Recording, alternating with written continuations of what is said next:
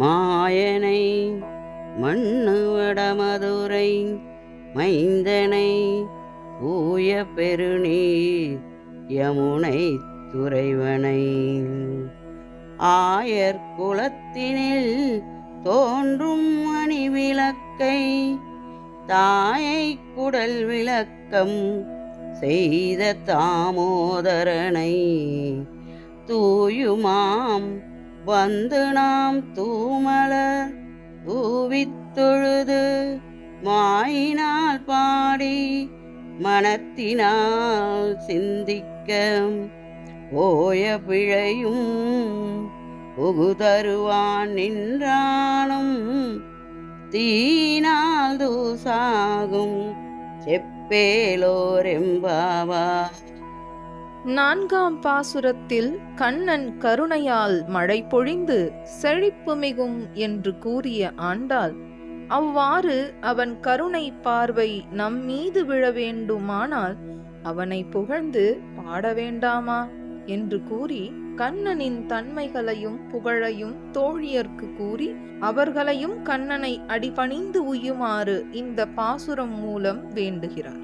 கண்ணன் மாய செயல்களை உடையவன், இறையுருள் நிலையாக பெற்ற அந்த வடமதுரையின் தலைவன், ஆழம் உடையதாகவும் மிக தூய்மையான நீரை கொண்டதாகவும் விளங்கும் யமுனை ஆற்றை உடையவன், ஆயர் குலமாகிய இடையர் குலத்தில் தோன்றி அந்த குலத்தை மேன்மையுற செய்பவன், மங்கள தீபத்தை போல் பிரகாசிக்கும் அணிவிளக்கு, தாயாகிய தேவகி பிராட்டியின் திருவயிற்றை விளங்கச் செய்வதற்காக அவதரித்தவன்.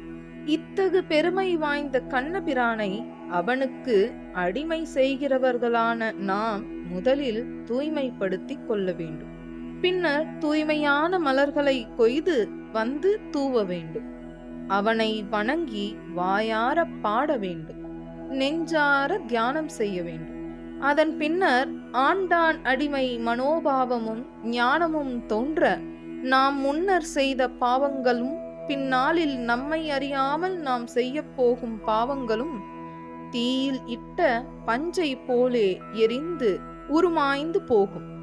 எனவே அந்த பெருமானின் திருநாமங்களை சொல்வாய் என்று இந்த பாசுரம் மூலம் தோழியர்க்கு ஞானம் உண்டாக செய்கிறார் ஆண்டாள் நாச்சியார்.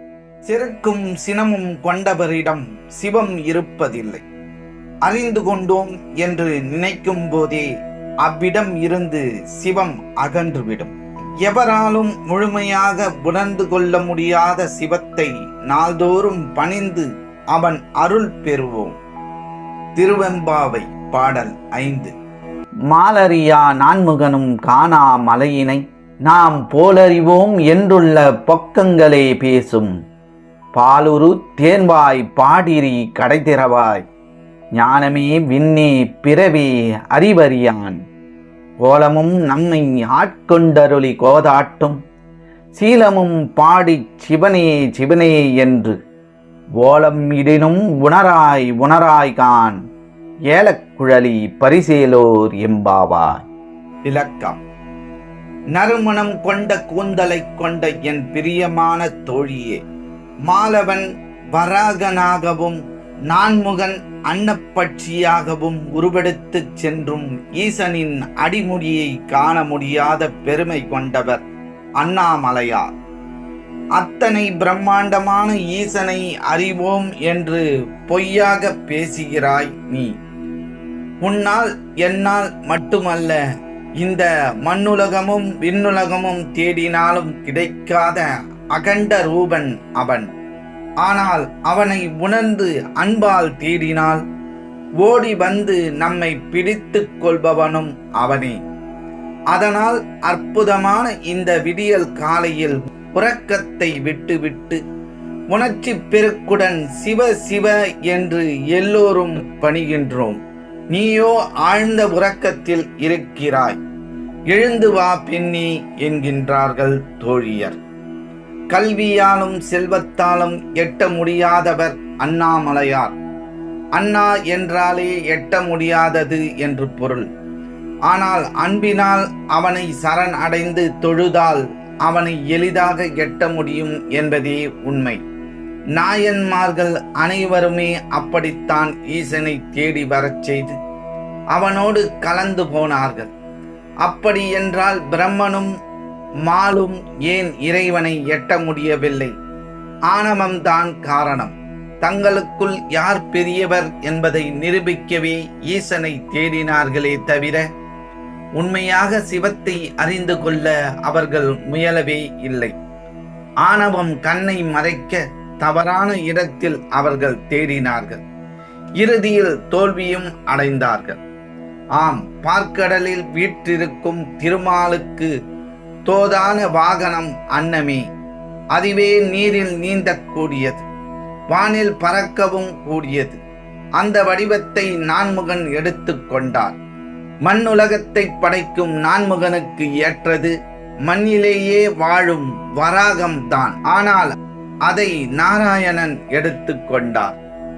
வெற்றியே நோக்கம் என்பதால் மதிமயங்கி இறைவனை தேட தோல்வியே கிடைத்தது. ஆணவம் என்ற முயலகனை மிதித்துக் கொண்டிருக்கும் நம் தேவனான ஈசன் அன்புக்கு மட்டுமே அகப்படும் அளவில்லாத பொக்கிஷம். அவனை தேடி தரிசித்து மகிழும் வேலை இது. இப்போது உறங்கிவிட்டால் எப்போது அவனை காண்பது சொல்? உடலும் மனமும் ஒரு சேர விழித்து கொண்டால்தானே ஈசனின் ஆனந்த கோலத்தை தரிசிக்க முடியும். மாலவன் தேடியும் கிடைக்காத திருவடி தன் நண்பனுக்காக ஆரூர் வீதியில் நடக்கவில்லையா? பிட்டுக்கு மண் சுமக்க மதுரை எம்பதியில் உலவவில்லையா? ஏழைக்கு ஏழை அவன், எளியோர்க்கு எளியோன் அவன். உண்மையில் சிவம் நமக்குள் தான் உறைகிறது. அதை உள்முக பயணமாக தரிசித்து உணர்ந்து கொண்டால் நமக்குள்ளேயே சிவத்தை பற்றி கொள்ள முடியும். ஆணவமற்ற அன்பால் அவரை மனக்கோயிலில் சிறை வைக்கவும் முடியும். அப்படி வைத்தவர் பூசலார் நாயனார். சரணாகதி ஒன்றே ஈசனை அடையும் வழி என்பதை உணர்ந்த புண்ணியவான் அவர். தான் வாழ்ந்த திருநின்ற ஊரில் ஈசனுக்கு என்று ஒரு சிவாலயம் கட்ட வசதி இல்லை அவரிடம். அதனால் என்ன, மனம் இருந்தால் மார்க்கம் உண்டுதானே? மனமே கோயிலானது. ஆம், தினமும் மனதுக்குள்ளேயே ஆலயத்தின் ஒவ்வொரு பகுதியாக எழுப்பிக் கொண்டே இருந்தார். இறுதியில் கோயில் பணி நிறைவுற்று குடமுழுக்கு செய்யும் நாளும் வந்தது. அதே நாளில் தான் காஞ்சியில் பிரம்மாண்டமாக கைலாசநாதர் கோயில் குடமுழுக்கு நாளையும் குறித்தார் காடவர் கோமான். தனது கலைத்திறனை நிரூபிக்க வேண்டும் என்றே எழுந்த காஞ்சி கலைக்கோயிலை விட பூசலார் அன்பால் எழுப்பிய மணக்கோயில் ஈசனுக்கு விருப்பமானது. காஞ்சி மன்னனிடம் நாளை மாற்றச் சொன்னார். அதே நாளில் திருநின்றவூரில் பூசலார் மணக்கோயிலில் குடியேறினார். தவறை உணர்ந்த காஞ்சி கோமகன் பூசலாரை உணர்ந்து அவர் பதம் பணிந்து அவர் மனதால் எழுப்பிய கோயிலை நிஜமாகவே எழுப்பித் தந்தான் என்கிறது புராணம். செருக்கும் சினமும் கொண்டவரிடம் சிவம் இருப்பதில்லை. அறிந்து கொண்டோம் என்று நினைக்கும் போதே அவ்விடம் இருந்து சிவம் அகன்றுவிடும். எனவே எவராலும் முழுமையாக உணர்ந்து கொள்ள முடியாத சிவத்தை நாள்தோறும் பணிந்து அவன் அருள் பெறுவோம். அதற்கு முதல் காரியமாக சோம்பலை கொடுக்கும் இந்த தூக்கத்தை விட்டு எழுவோம். வேதங்களும் விண்ணவர்களும் ஏத்தும் நம் தலைவனாம் ஈசனை பணிவோம். சீக்கிரம் எழுந்து வா தோழி. பூரண அழகும் பொங்கி வரும் அருளும் கொண்ட நம் தலைவன் நமக்காக ஆலயத்தில் காத்திருக்கின்றான். விரைந்து வா, விண்ணவர் தலைவனை தொழுவோம். இந்த பதிவினை பற்றிய தங்களுடைய மேலான கருத்துக்களை எங்களுக்கு பதிவிடுங்கள். அது மேலும் பல நல்ல பதிவுகளை தங்களுக்கு தர விழையும். மற்றும் ஒரு ஆன்மீக பதிவில் நாம் அனைவரும் சந்திக்கும் வரை உங்களிடமிருந்து நன்றியும் வணக்கத்தையும் கூறி விடைபெற்றுக் கொள்வது ஸ்ரீ ஞானவாசல் ஸ்ரீனிவாசன். நன்றி, வணக்கம். எங்களுடைய பதிவு உங்களுக்கு பிடித்திருந்தால் லைக் பண்ணுங்க, ஷேர் பண்ணுங்க, மீண்டும் தொடர்ந்து இது போல பல பதிவுகளை பார்ப்பதற்கு எங்கள் சேனலை சப்ஸ்கிரைப் செய்து பெல் ஐக்கானை கிளிக் செய்து கொள்ளவும். நன்றி, வணக்கம். எங்களுடைய பதிவு உங்களுக்கு பிடித்திருந்தால் லைக் பண்ணுங்க, ஷேர் பண்ணுங்க. மீண்டும் தொடர்ந்து இது போல பல பதிவுகளை பார்ப்பதற்கு எங்கள் சேனலை சப்ஸ்கிரைப் செய்து பெல் ஐக்கானை கிளிக் செய்து கொள்ளவும். நன்றி, வணக்கம்.